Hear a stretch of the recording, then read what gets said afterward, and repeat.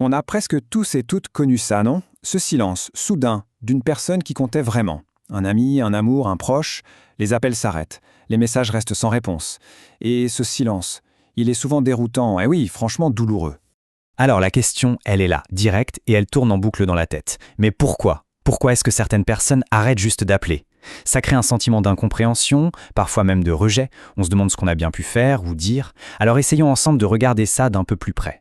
Et si la toute première chose à faire, c'était de changer complètement de perspective? Si on partait du principe que ce silence, ce n'était pas une flèche dirigée contre soi, mais plutôt le reflet de quelque chose de totalement différent.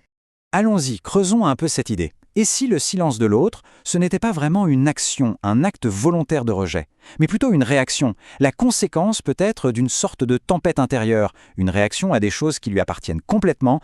Ce qu'il faut bien comprendre ici, c'est que le silence peut être un symptôme. Soit la personne est en pleine lutte personnelle, elle n'a tout simplement pas l'énergie ou la clarté d'esprit pour communiquer, ou alors elle évite une vérité qui est difficile à regarder en face, que ce soit sur la relation, sur sa propre vie ou sur elle-même.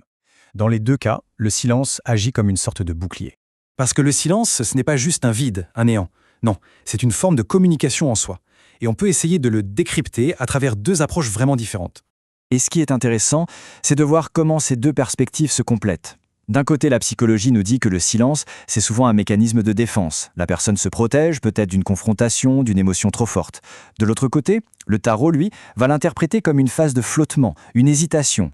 Mais attention, ça peut aussi vouloir dire que la décision, elle, a déjà été prise en silence et que ce qu'on perçoit n'est que l'écho de cette résolution intérieure. Bon, là, on arrive vraiment au cœur du sujet. Il s'agit de faire un petit changement dans notre façon de voir les choses, mais un changement qui peut vraiment tout modifier. C'est normal, le premier réflexe, c'est de se demander pourquoi. C'est tout à fait humain. Le problème, c'est que cette question nous enferme souvent dans un rôle de victime et nous pousse à chercher un coupable, que ce soit nous-mêmes ou l'autre. Voilà, la question qui hante. Pourquoi on ne m'appelle plus?